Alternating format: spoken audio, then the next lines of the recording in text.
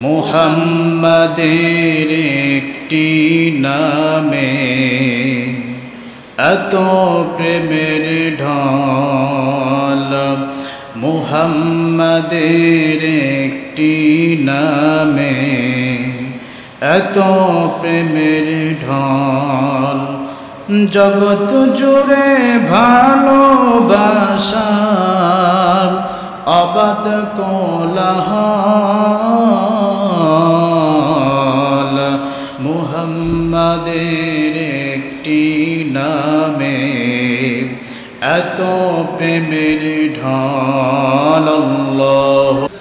আমার ভাইরা, আল্লাহ রাব্বুল আলামিন অন্যত্র বলেন, ইয়া আইয়ুহাল্লাযীনা আমানু তুবু ইলাল্লাহি তাওবাতান নাসুহা।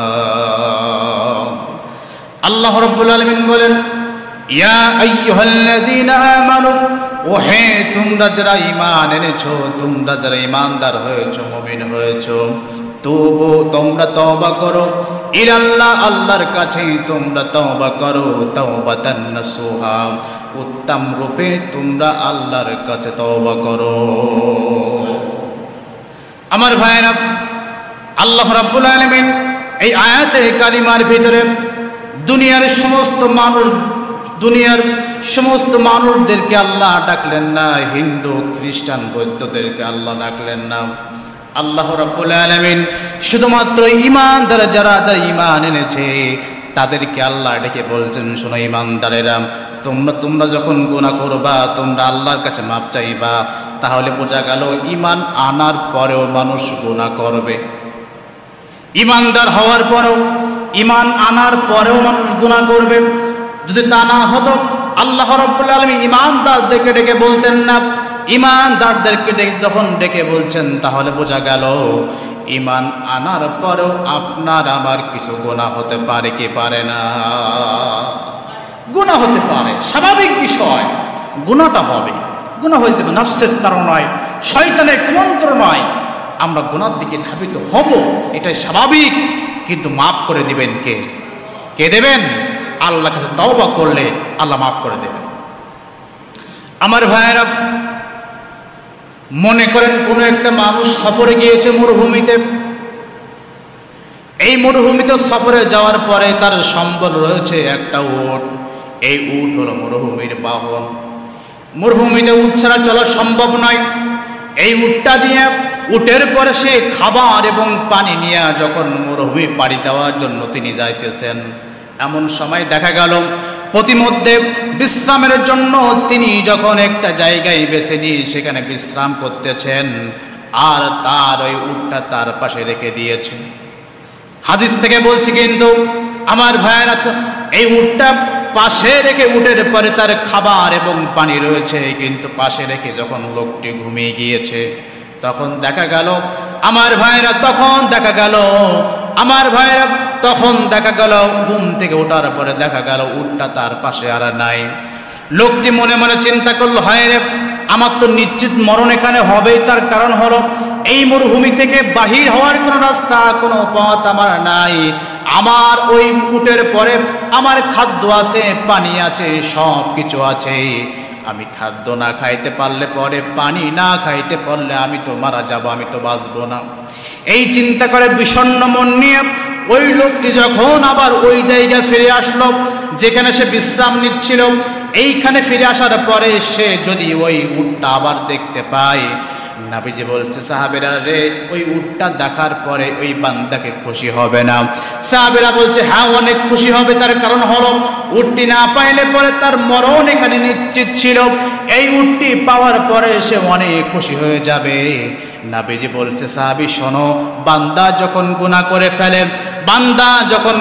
করে ফেলে, গুনাহ করার পরে আল্লাহর কাছে যখন মাপ চেয়ে নেয়, ওই উটটি ফিরে পাওয়ার পরে ওই উটের মালিক যতই না খুশি হয়েছে, আল্লাহ তার চাইতে অধিক পরিমাণ খুশি হয়ে যায়।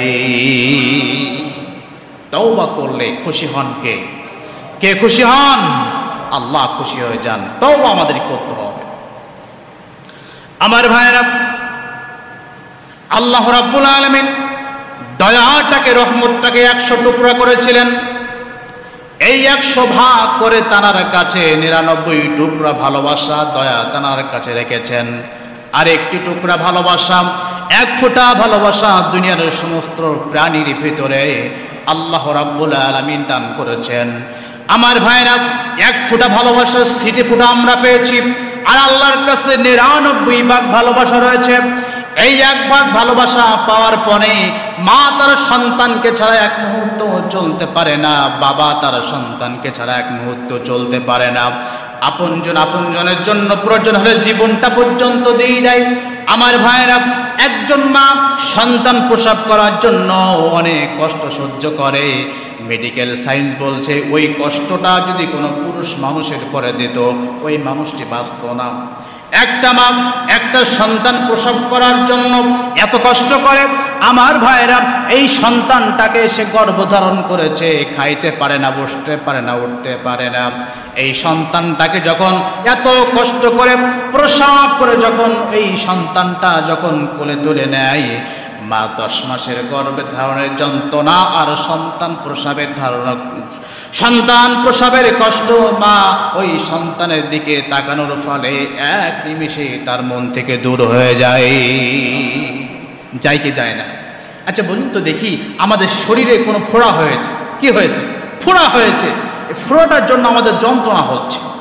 এই ফোড়াটা আমি ওই কি করলাম, পুষটা বাহির করলাম। আচ্ছা বলুন তো দেখি, পুষটা বাহির করার পরে এই পুষটা আমরা কি করি? আমরা ছুঁড়ে ফেলে দেই, আর ফেলানোর পরে আমরা আরাম পাই।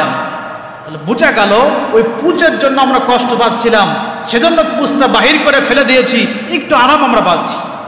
মা 10টি মাস গর্ভধারণ করেছে, আমাদেরকে প্রসব করেছে, উচিত ছিল আমার জন্য কষ্ট পেয়েছে, আমাকে আছাড় মেরে ফেলানো, এটা উচিত ছিল।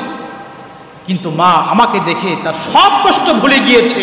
তার কারণ হলো আল্লাহ রাব্বুল আলামিন 1 টুকরা ভালোবাসা সিটি ফোঁটা আপনার আমার মায়ের অন্তর দিয়েছেন। সুবহানাল্লাহ। আমার ভাইরা, এই 1 টুকরা ভালোবাসা সিটি ফোঁটা আপনার আমার পরে, আপনার আমার মায়ের পরে, সমস্ত প্রাণীর পরে আল্লাহ দিয়েছেন। আর এটা দেওয়ার পরে মা তার সন্তানকে কষ্ট দেয় না, মা তার সন্তানকে কোলে তুলে নেয়, আপন করে নেয়, যত্ন করে দেয়।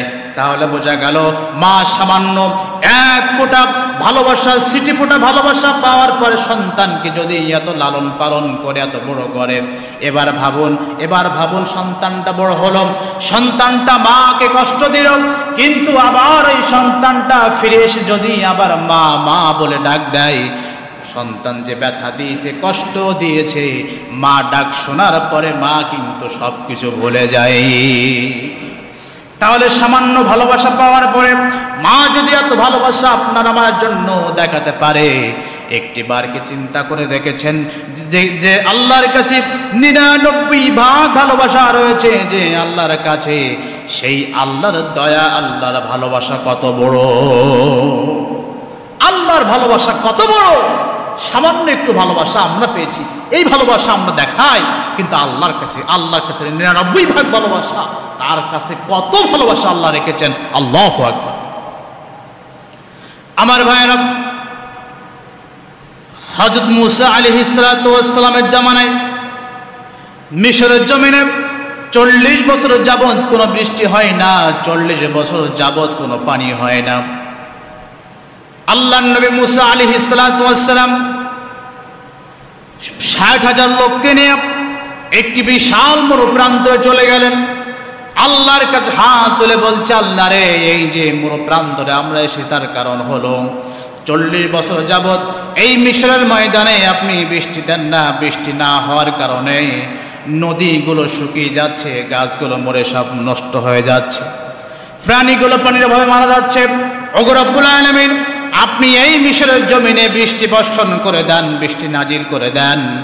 আল্লাহ বলছে, মুসা রে, আমি তোমার এখানে বৃষ্টি দেব, পানি দেব, কিন্তু একটা সত্য রয়েছে, আর সত্যখানা হলো এই 60,000 মানুষের ভিতরে এমন একজন মানুষ এইখানে রয়েছে, যে মানুষটা আমি আল্লাহ আমার সঙ্গে এই 40 বছর যাবৎ নাফরমানিতে লিপ্ত রয়েছে। 40 বছর যাবত নাফরমানি করে। ওরে মুসা রে, তুমি জানিয়ে দিয়ে দাও এই মানুষটি যতক্ষণ পর্যন্ত এইখান থেকে উঠে না চলে যাবে, আমি আল্লাহ তোমাদের মিশরের ময়দানে বৃষ্টি দেব না।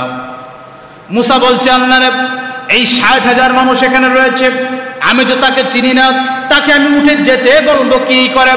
আল্লাহ বলছে, মুসা রে, তোমার দায়িত্ব তুমি বলে দাও, তার কর্ণকুহরে পৌঁছে দেওয়ার দায়িত্ব আমি আল্লাহ। মুসা আলাইহিস সালাতু ওয়াস সালাম দাঁড়িয়ে গিয়েছেন, দাঁড়িয়ে বলছেন, কি আছো বদমাইশ, আল্লাহর সঙ্গে 40টা বছর তুমি নাফরমানিতে লিপ্ত রয়েছো, তুমি পাপ কাজে লিপ্ত রয়েছো।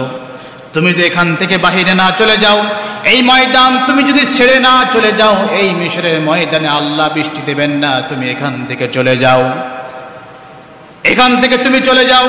এই কথা যখন ওই মানুষের কর্ণকুহরে পৌঁছে গিয়েছে, ওই পাপী বান্দার কানে যখন পৌঁছে গিয়েছে, পাপী বান্দা চিন্তা করতেছে, হায় রে, যদি আমি এখান থেকে না উঠি, এখান থেকে যদি আমি না উঠি, তাহলে মিশরের ময়দানে বৃষ্টি হবে না।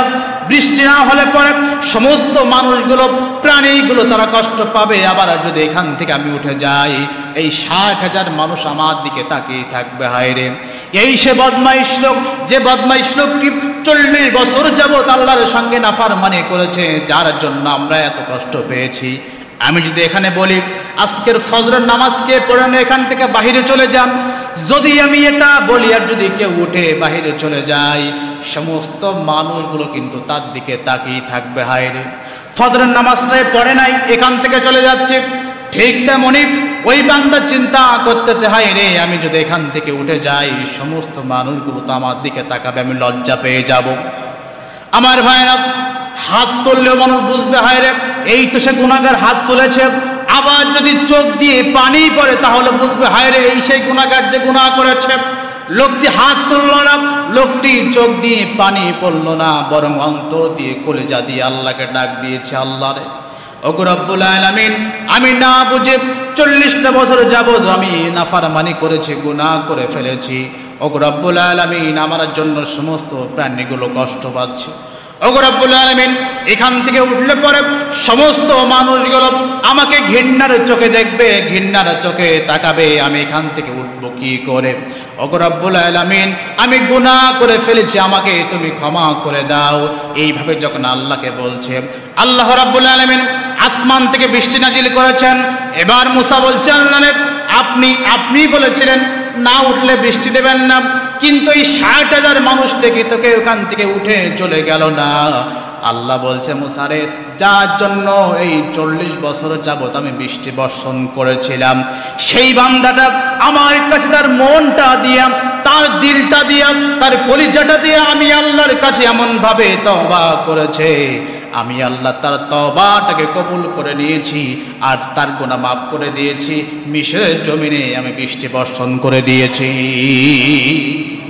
আপনি আল্লাহকে বলতেছেন, রাতের আধারে কেউ নাই, পাশে কেউ নাই, আপনি আল্লাহকে বলতেছেন, আল্লাহ আপনার জীবনে গুনাহ মাফ করবে কি করবে না?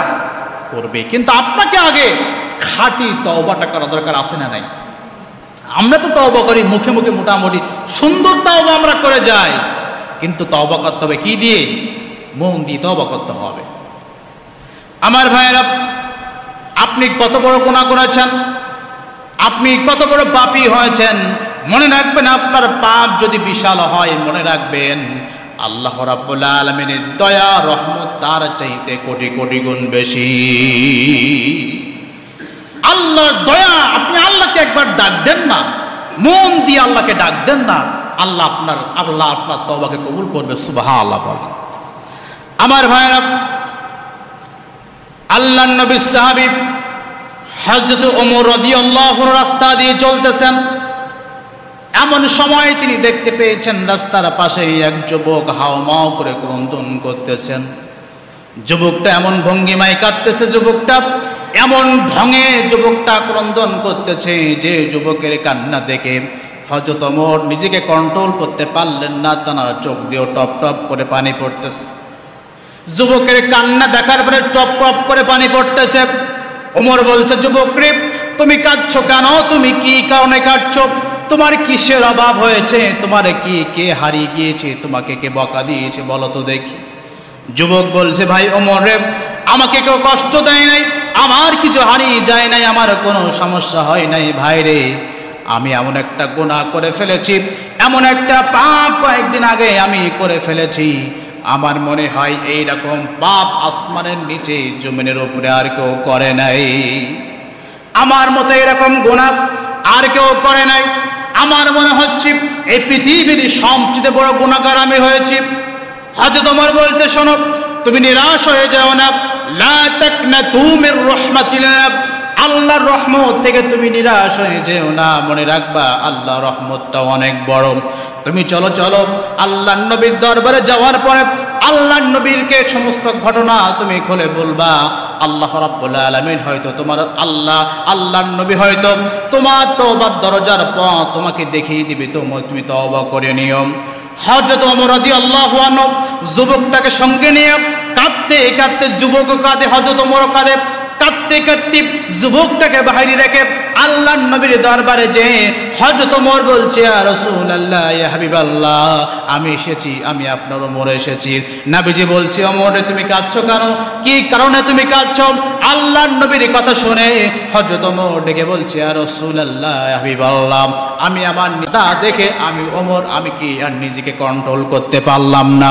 ইয়া রাসূলুল্লাহ, আপনার এই যুবক সাহাবী এমন একটা পাপ নাকি করে ফেলেছে যে পাপটাকে আসমানের নিচে জমিনের উপরে আর কেউ করে নাই, এমন পাপটা সে করে ফেলেছে। নবীজি বলছে, ওমর রে, তুমি তোমার ওই ভাইটিকে, আমার সাহাবীকে আমার কাছে নিয়ে আসো। ওই যুবককে যখন আল্লাহর নবীর দরবারে নিয়ে যাওয়া হলো, যুবক ডেকে বলছে, ইয়া রাসূলুল্লাহ, হাবিবাল্লাহ, আমি এমন একটা পাপ করে ফেলেছি, আর সেটা হলো আমি হলাম এই মদিনার জমিনে, আমার কাজ হলো আমি মানুষের কবর থেকে কাফনগুলো চুরি করে নিয়ে আবার বাজারে আমি বিক্রি করে দেই। কিন্তু ইয়া রাসূলুল্লাহ, অনেকদিন যাবত পর্যন্ত আমি এই কাজটি করছিলাম, কিন্তু কয়েকদিন আগের কথা আমি শুনতে পেলাম এই মদিনার জমিনে একজন আনসারী যুবতী মহিলা এই দুনিয়ার জমিন থেকে বিদায় নিয়ে চলে গিয়েছে। ইয়া রাসূলুল্লাহ, প্রতিদিনের কাজের রুটিন অনুযায়ী আমি রাতের বেলা ওই কবরের কাছে চলে গেলাম, তার আপনজনের চোখ ফাঁকি দিয়া তাকে ওই কবরটা খুলে তাকে উলঙ্গ করে কাফনগুলো আমি নিয়ে আসতেছি।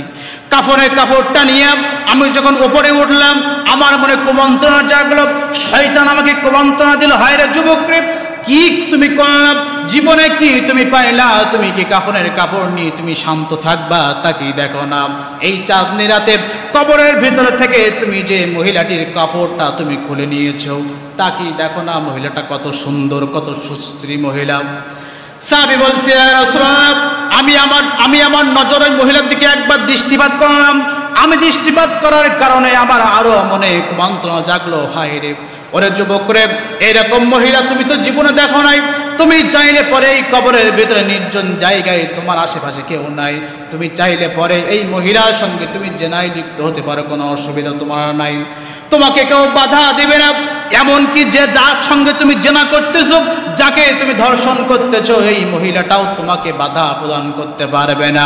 যুবক সাহাবী বলছে, ইয়া রাসূলুল্লাহ, আমি কাফনের কাপড়টা আবার কবরে রেখে আমি যখন ওই যুবতী মহিলার সঙ্গে, ওই লাশের সঙ্গে যখন আমার যৌন চাহিদা যখন আমি মিটিয়ে ফেলেছি, আমি যখন ওই কাফনের কাপড়টা নিয়ে যখন আমি কবরের উপরে উঠবো, ওঠার পরে আমার মনে হলো ওই কবরের ভিতর থেকে আমাকে যেন ওই যুবতী মহিলা ডেকে বলছে, ওরে যুবক করে, আমি এমন মহিলা পর্দা করে চলতাম, আমাকে দুনিয়ার কোনো মানুষ আমাকে দেখে নাই রে যুবক, কিন্তু এই কবরের ভিতরে, এই আশেপাশে গোরস্থানের ভিতরে, এতগুলো গোরস্থান মানুষের ভিতরে আমাকে তুই উলঙ্গ করে ছাড়লি। শুধু তাই নয়, আমাকে তুই নষ্ট করলি, আমাকে ধর্ষণ করলি, অপবিত্র তুই করে দিলি। ওরে যুবকরা, সনকাল কিয়ামতের ময়দানে কঠিন মুসিবতের সময় যখন তুই আল্লাহর সামনে দাঁড়াবি, আমিও আল্লাহর সামনে দাঁড়াবো, আমি তোর নামে আমি আল্লাহর কাছে মামলা দিয়ে দেব। যুবক বলছে, ইয়া রাসূলুল্লাহ, আমি এই কথা শোনার পরে আমি কাফনের কাপড়টা কবরে নিক্ষেপ করে আমি এই 3 দিন যাবত পর্যন্ত এখানে রাস্তার পাশে বসে বসে কাঁদতেছি। আল্লাহর নবী যুবকের কথা শুনে যুবককে বলছে, যুবক, হায় তুমি কত জঘন্য কাজ করে ফেলেছো, তুমি কত না খারাপ কাজ তুমি করে ফেলেছো। এই কথাটা যেই না বলেছে আল্লাহর নবীর জবান মোবারক দিয়ে যখন কথাখানা বাহির হয়ে গিয়েছে, যুবক আর কাল বিলম্ব করল না, যুবক ওখান থেকে এক দৌড় দিয়ে চলে গেল। তার কারণ হলো যুবক আশঙ্কা করছিল আল্লাহর নবী যদি তার জবান মোবারক দিয়ে একটিবার বলে ফেলে, যুবক করে তোমার এই গুনাহটা কখনো মাফ হবে না, তাহলে তো মাফ পাবো না। আল্লাহর নবী যেহেতু আমার সামনে এটা না বলতে পারে, এই জন্য যুবক ওখান থেকে পালিয়ে চলে গিয়েছে। আমার ভাইরা 40 দিন পরে জিবরিল আমিন আল্লাহর নবীকে বলছে, আল্লাহর নবীকে ডেকে বলছে, নবীজি আপনার কাছে 40 দিন আগে একজন যুবক তার গুনার কথা বলার জন্য এসেছিল, আপনি তাকে নিরাশ করে দিয়েছিলেন। ওরে নবীজি আপনার সাহাবীদেরকে পাঠিয়ে দিয়ে দেন, ওই যে পাহাড়ের পরে পাহাড়ের চূড়ায় যুবকটা রয়েছে, সে আল্লাহর কাছে ক্রন্দন করেছে। এই 40 দিন যাবৎ সে খায় না, দায় না, গোসল করে না, শুধু আল্লাহর কাছে মাপ চায়। আমি গুনাহ করে ফেলেছি, হয়তোবা আমার চাইতে গুনাহগার এই আসমানের নিচে জমিনের উপরে আর কেউ নাই। ওগো রব্বুল আলামিন, এই পাহাড়ের পরে উঠেছি, এই চাইতে উপরে যাওয়ার ক্ষমতা থাকলে আমি যেতাম, কিন্তু আমার ক্ষমতা নাই। ওগো রব্বুল আলামিন, আমার জীবনের গুনাহ খাতাগুলো মাফ করে দাও। যুবক এইভাবে যখন আল্লাহর কাছে ক্রন্দন করেছে, জিবরিল আমিন জানিয়ে দিয়েছেন, নবীজি আপনি জানিয়ে দিয়ে দেন, ওই যুবককে আপনি ঘোষণা দিয়ে দেন, সান্ত্বনা দিয়ে দেন, আল্লাহর কাছে সে তওবা করেছে, চোখের পানি ফেলেছে, আল্লাহ রাব্বুল আলামিন তার জীবনের গুনাহ খাতাগুলো মাফ করে দিয়েছে।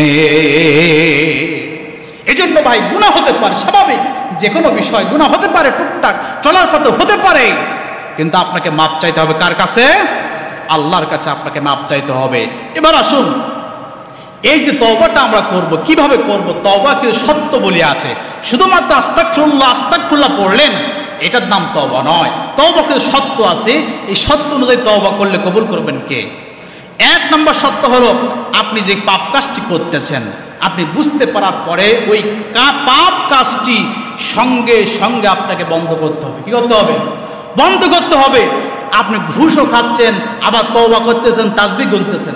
অনেকে দেখবেন সরকারি অফিসে টেবিলে চলে ঘুষ খায় আর কি করে, তাসবিহ গনে, আছে না? নাই, তাসবিহ গনে, আবার যোহরের নামাজ আজান দিলে পর নামাজ লাইনে দাঁড়ান, নামাজ পড়ে আসে। এটা করলে হবে না। আপনাকে পাপ কাজটি সাথে সাথে বন্ধ রাখার দরকার, আছে না? নাই, আছে না?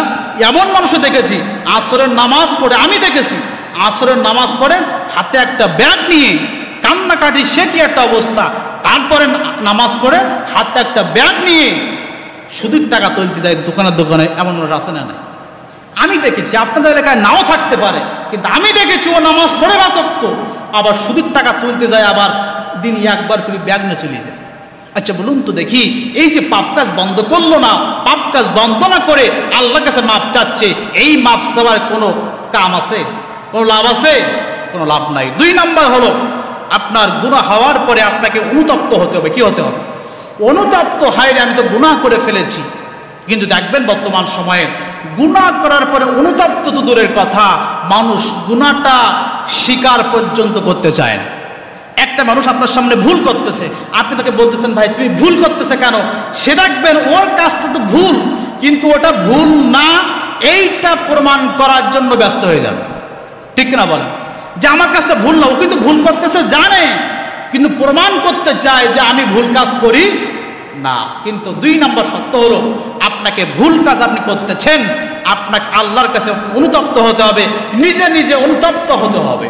তারপরে 3 নম্বর, আল্লাহর কাছে আপনাকে মাপ চাইতে হবে। আল্লাহ, আমি তো গুনাহ করে ফেলেছি, আসমানের নিচে আপনার বান্দার অভাব নাই, কিন্তু তুমি ছাড়া আমার কোনো মালিক নাই, আমি কার কাছে যাব? আল্লাহ তুমি মাফ করে দাও।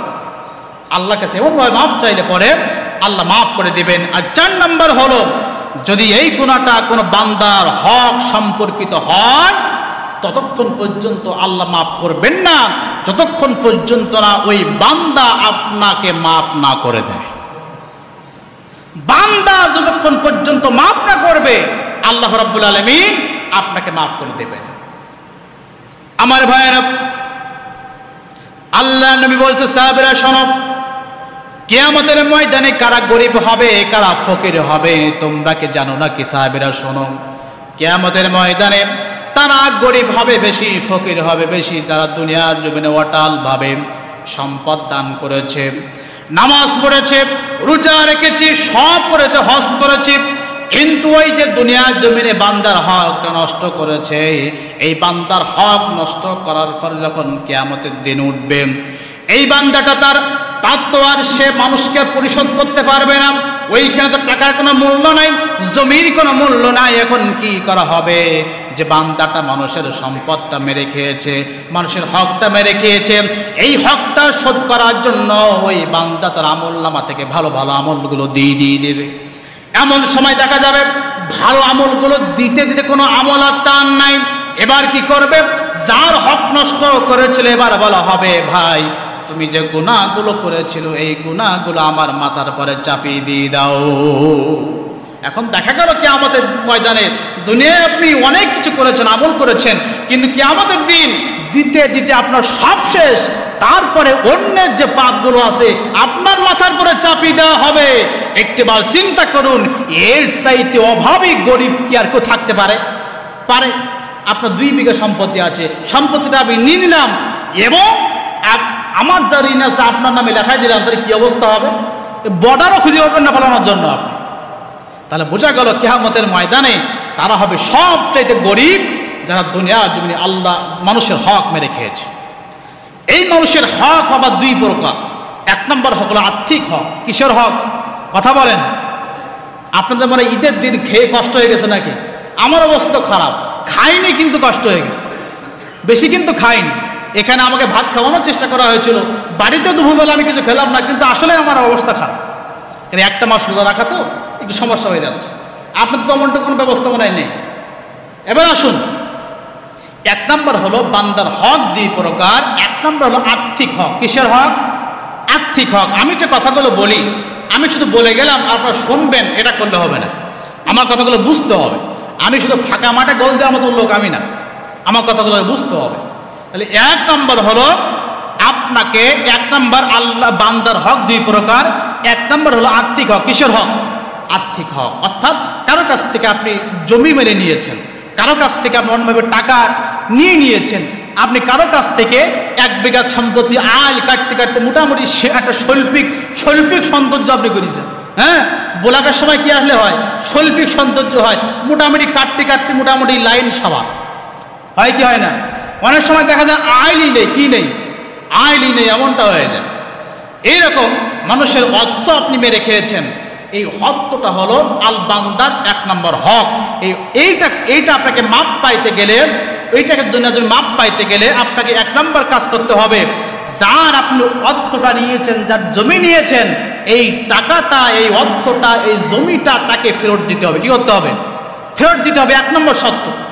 তাহলে আর্থিক বান্দার যে আপনি আর্থিক হক নষ্ট করেছেন, এখান থেকে মাপ পাইতে গেলে 1 নম্বর শর্ত হলো বান্দাকে ওই হক আপনাকে ফেরত দিতে হবে। 2 নম্বর হলো যদি আপনি পাওনাদার মারা যায়, যদি পাওনাদার মারা গেছে, এখন আপনি কি করবেন? 2 নম্বর শর্ত হলো ওই পাওনাদারের যারা ওয়ারেস রয়েছে তাদেরকে খুঁজে ওই টাকাটা, ওই সম্পদটা পরিশোধ করতে হবে। আর 3 নম্বর হলো আপনি ওয়ারেসও পাচ্ছেন না, আবার তাকেও পাচ্ছেন না। 3 নম্বর শর্ত হলো আপনি যেটা করবেন, তার সম্পত্তিটা, তার সম্পদটা আপনি তার নামে আল্লাহ রাস্তায় দাঁড় করবেন। কার নামে? বলবেন না যে আমি দিলাম, আপনাকে স্পষ্ট বলতে হবে যে আমি উমুকের হক নষ্ট দরকার নেই, কিন্তু উমুকের পক্ষ থেকে আমি এই দানটা করলাম। কি করলাম? আমি এই দানটা করলাম। আপনাকে স্পষ্ট বলতে হবে, তারপরে দান করতে হবে। যদি তারপরে আল্লাহ মাফ করলে করতে পারে, না করলেও করতে পারে, কোনো সম্ভাবনা নয়। এজন্য বান্দার হকের ব্যাপারে আমাদেরকে সংযত হওয়া দরকার আছে না নাই? 2 নম্বর হলো শারীরিক হক। কিসের হক? শারীরিক হক। অর্থাৎ আপনি কাউকে মারলেন, আঘাত করলেন, আপনি মারার মাধ্যমে তার হক নষ্ট করেছেন। এই হকটাকে আপনাকে মাপ পাইতে হলে 1 নম্বর কাজ হবে আপনি যাকে মেরেছেন এই ভুক্তভোগীর কাছ থেকে আপনাকে মাপ চাইতে হবে।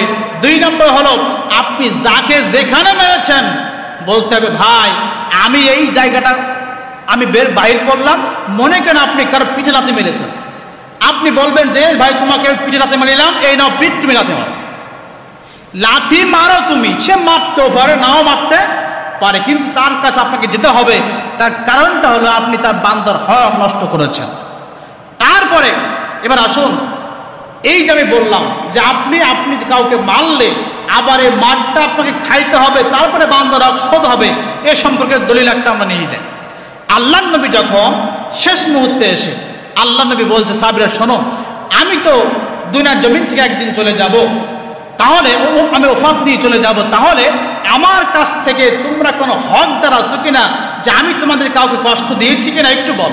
এক সাহাবী দাঁড়িয়ে বলছে, ইয়া রাসূলুল্লাহ, আপনি আমাকে একবার হক নষ্ট করেছিলেন, আর সেটা হলো যুদ্ধের ময়দানে আপনি চাবুক ঘোরাচ্ছিলেন, এই চাবুকটা ঘোরানোর ফলে আপনার চাবুকটা লাগছিল আমার পিঠে। কোথায় লাগছিল? আমার পিঠে লাগছিল। আমার এই পিঠে লাগার কারণে আমি ব্যথা পেয়েছিলাম। আর নবীজি বলছে, সাহাবী চলে এসো, তুমি চাবুক না, তুমি আমার পিঠে আঘাত করো। সুবহানাল্লাহ। কি নবী আমরা পেয়েছি, তুমি আঘাত করো এখানে। হযরত ওমর রাগান্বিত হয়েছে, না তুমি নবীকে মারবা। নবীজি বলছে, না ওমর, তুমি রাগ করো না, এটা বান্দার হক, আল্লাহ আমাকে মাফ করতে পারে, কিন্তু বান্দার হক নষ্ট করলে আল্লাহ আমাকে হয়তো মাফ করবে না। সাহাবী বলছে, ইয়া রাসূলুল্লাহ, আপনি যখন আমাকে চাবুক ঘোরাতে যে মেরেছিলেন তখন আমি খালি গায়ে ছিলাম, আপনাকেও খালি গায়ে থাকতে হবে। সুবহানাল্লাহ বলেন। নবীজি যেই না পিঠ আগলা করেছে, সাহাবী পেছন দিক থেকে জড়িয়ে ধরেছে, জড়িয়ে বলছে, রাসূলুল্লাহ, আপনি আমাকে আপনি হক নষ্ট করতে পারেন না, আপনি কারোর হক নষ্ট করেন নাই কখনো, আপনি আমার হক নষ্ট করেন নাই, কিন্তু আপনার এই পিঠে নবুয়তের সিলমোহরে চুমা খাওয়ার জন্য আমি এই ফোন দেখেছি। সুবহানাল্লাহ বলেন। বোঝা গেল আল্লাহ নবীও বলেছিলেন, আমি তো তোমাকে পিঠে আঘাত করে থাকি, তোমাকে আঘাত করো। বান্দার হক এইরকম বিষয়, বান্দার হক মেরে খেয়ে হজ করে যাকাত দিয়ে 5 ওয়াক্ত নামাজ পড়ে এইরকম কালি করে কোনো লাভ নাই। বান্দার হক যতক্ষণ পর্যন্ত বান্দার কাছে মাপ না চাইতে পারবেন, ওই হক আল্লাহ কখনো মাফ করবে না। অনেকে আছে দেখবেন, ছেলে মেয়ের সম্পদ বন্টন না করে মেয়েদেরকে দেয় না, ছেলেদেরকে দিয়ে হজ করতে যায়। কি করতে যায়? হজ করতে যে হাজী সাহেব বাড়ি এসে বাজারেও যায় না চা খাতে, আছে না নাই? ওর বাবা বাজার খারাপ জায়গা, বাজার যাবে না, কিন্তু হাজী সাহেব হজে যাওয়ার আগে কি করিস, সম্পদগুলো সব ছেলেদের নামে দিয়ে গেছে। এদিকে নাই, কিন্তু আমার এলাকার কথা আমি বলছি, এইরকম হয়েছে। হায়াত তো বড় হাজী সাহেব সব দিয়েছে, সব দিয়ে এইরকম বিশাল হাজী জুব্বট ব্যাপারে মোটামুটি, কিন্তু এইরকম করলে হবে না ভাই। এই তো কয়েকদিন আগে রমাদানের ভিতরে বাপ মারা গিয়েছে, সন্তান কবরের ভিতরে শুয়ে পড়েছে কাঁচা মেরি। কি করে? কাঁচা মেরি শুয়ে পড়েছে যে বাপকে আমি কবর দিতে দেব না, কারণ বাপ আমার সম্পদ সুষম বন্টন করে নাই, বরং আমার সম্পদটা আর এক ভাইকে দিয়েছে, আমাকে দেয় নাই, আমি আমার বাপকে কবর দিতে দেব না। তাহলে বোঝা গেল, আপনি যদি কারো হক নষ্ট করে থাকেন, এই হকটা যতক্ষণ পর্যন্ত আপনি শোধ না করবেন, দুনিয়ার জমিনে ওই বান্দার কাছে মাপ না চাইবেন, ততক্ষণ পর্যন্ত আল্লাহ আপনাকে মাফ করবে না। আর এই হক আপনি মাপ না চেয়ে আপনি যত নামাজ পড়েন, রোজা করেন, হজ করেন, যাকাত দেন, আর 1000বার হজ করেন না কেন, আপনার আমলের কিয়ামতের দিন সারানা পরিমাণ কোনো দাম হবে? কষ্ট পাচ্ছেন আপনারা? সারানা পরিমাণ কোনো আপনার কোনো লাভ হবে না। এই জন্য বান্দার হক মেরে খেয়ে থাকেন কেউ, আমি তো জানি না, আপনারা জানেন, আমি কি করেছি আমি জানি, আপনি কি করেছেন আপনি জানেন, আরেকজন কি করেছে সেই জানে। নিজের গুনাহ কতটুকু গুনাহ হয়েছে এটা আমি জানি না, আমার গুনাহ কতটুকু হয়েছে আপনি কি জানেন? জানেন না। আমি জানি আপনার কতটুকু গুনাহ হয়েছে আপনি জানেন, আমি জানি না। সেজন্য যদি কখনো জীবনে কারো হক মেরে থাকেন, তাহলে আজ থেকে সংকল্প করতে হবে, মানুষের হক আমি নষ্ট করব না, আর যা মেরে খেয়েছি মানুষকে ফেরত দেবো। পারবো তো ইনশাআল্লাহ? আমার ভাইরা, মরণে কোনো গ্যারান্টি নেই, আছে কোনো গ্যারান্টি নেই। আপনি হক ফিরাই দেবেন চিন্তা করলেন, আল্লাহর কাছে মাপ চাইবেন চিন্তা করলেন, কিন্তু মাপ চাইবেন চিন্তা করতে করতে মরণ আপনার হতেও পারে কি পারে না? ভাই, অন্যায় করতে করতে আপনি যদি মারা যান, কি অবস্থা হবে একবার কি চিন্তা করে দেখেছেন? আমি ভাবলাম ভাই, এটা আমার চিন্তা করি মাঝে মাঝে। গতকাল ঈদের দিনে বাংলাদেশে মোটরসাইকেলে অ্যাক্সিডেন্ট হয়েছে 172 জায়গায়। কয় জায়গায়? 172 জায়গায় অ্যাক্সিডেন্ট হয়েছে। গতকাল ঈদের নামাজ পড়ে যাওয়ার পথেও আমার জন্য দেয় ভাবের মতো অবস্থা হয়ে গেল। আমি যাচ্ছি অনেক আস্তে যাচ্ছি, কিন্তু ওরা তো আর আসতে নেই, আসে আমার মনে শয়তান ছাড়া পেয়েছে, আনন্দ এরকম ঘুরতেছে।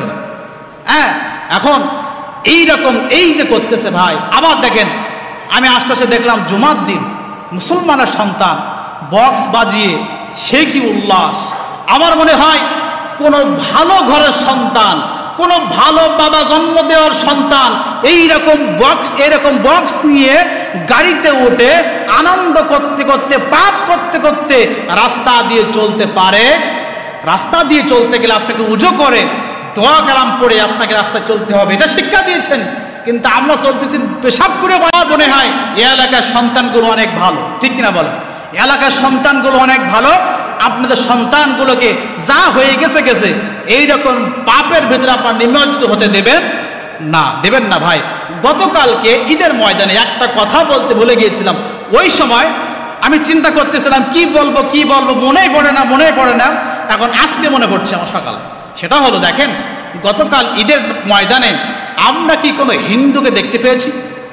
কথা বলেন, পেয়েছি? হিন্দুকে দেখতে পেয়েছি? কোনো বৌদ্ধকে পেয়েছি? খ্রিস্টানকে পেয়েছি? কাউকে কিন্তু পাই নাই। কিন্তু আমাদের দুর্গা পূজার সময় আমাদের কিছু আগা কাটা আর গরুর গোশত খাওয়া মুসলমান পাওয়া যায় কি যায় না? যায়। তখন কি বলে দেখবেন কিভাবে মানুষের ইমান নষ্ট করা হচ্ছে। এক শ্রেণীর মানুষ তারা মাইক পায়, তখন ঈদের সময় পায় না, পায় হলো দুর্গা পূজার সময়। এসে বলে ধর্ম যার যার উৎসব সবার। আচ্ছা বলুন তো, এমন কথা আপনারা শুনেছেন কি শোনেন নাই? আচ্ছা বলুন তো দেখি, এই ঈদুল ফিতর, ঈদুল আজহার চাইতে আমাদের কোনো বড় উৎসব কি আছে? এই উৎসবে তারা এই কথা বলে না কেন? ধর্ম যার যার উৎসব সবার। এই ঈদুল ফিতরের দিনে একটাবার বলা উচিত ছিল, ঠিক কিনা বলেন? ঈদুল ফিতরের দিনে একটাবার বলা উচিত ছিল তাদের, ধর্ম যার যার উৎসব সবার। সবাই এসো, হিন্দুরা তোমরা এসো, খ্রিস্টানেরা এসো, সবাই এসো, ঈদগাহ এসো, নামাজ পড়ি, তোমরা সবাই এসো, গরু কুরবানি করি। তখন কিন্তু বলে ভাই মাছ চাইতে মাসিক দর বেশি হলে তখন বোঝা যায় সমস্যা একটু আছে, ঠিক কিনা বল? একটু সমস্যা সেখানে আছে। সুতরাং যেটা লালন করবে, মনে করবে যে ধর্ম যার যার উৎসব সবার, এই কথা যে বলবে, এই কথাতে বিশ্বাস করবে, একটারও ইমান থাকবে না, একটারও ইমান থাকবে না। এজন্য আমরা মুসলিম, আমাদের উৎসব, আমাদের ধর্ম আমার কাছে। তুমি খ্রিস্টান, তুমি হিন্দু, তোমার উৎসব, তোমার ধর্ম তোমার কাছে। আমার কাছে অনেক হিন্দু অভিযোগ করছে, হুজুর আপনাদের যুবক ছেলেপিলের জন্য আমরা পূজাটা ঠিক মতো করতে পারি, কি করতে পারি না, পূজাটাও ঠিক মতো করতে পারি না। আমি বললাম কি করে? তো বলছে আমাদের ভারী সুন্দরী সুন্দরী মেয়ে লোক আছে, এরা তো পুজো করতে যায় না, এরা যায় মেয়ে লোক দেখতে। আমরা পুজো করবো না মেয়ে লোকের চিন্তা করবো? আছে না নাই? আছে না নাই? অনেক বৃদ্ধ মানুষ ওই পুজোর মণ্ডপে যে গান শুনতে ওইখানে বসে থাকে। এই জন্য আমার ভাইরা, ধর্ম আমার, উৎসব আমার, তোমার ধর্ম তোমার কাছে, আমার ধর্ম আমার কাছে, পালন করো, আমার কোনো বাধা নাই। কিন্তু তুমি বলতে পারবা না যে এই ধর্ম, এই পূজা হচ্ছে, তুমি চলে আসো, এখানে উৎসব করি, হোলি মাখি, এইগুলো বলতে পারবো? আমাদের কি ভাই ইমান চুরি করতেছে, আমাদের ইমান নষ্ট করতেছে। নবীজি বলছেন শেষ জমানায় এমনটা হবে, শেষ জমানায় এমনটা হবে যে জমানায় আপনার শাসকের কথা শুনলে ইমান থাকবে না।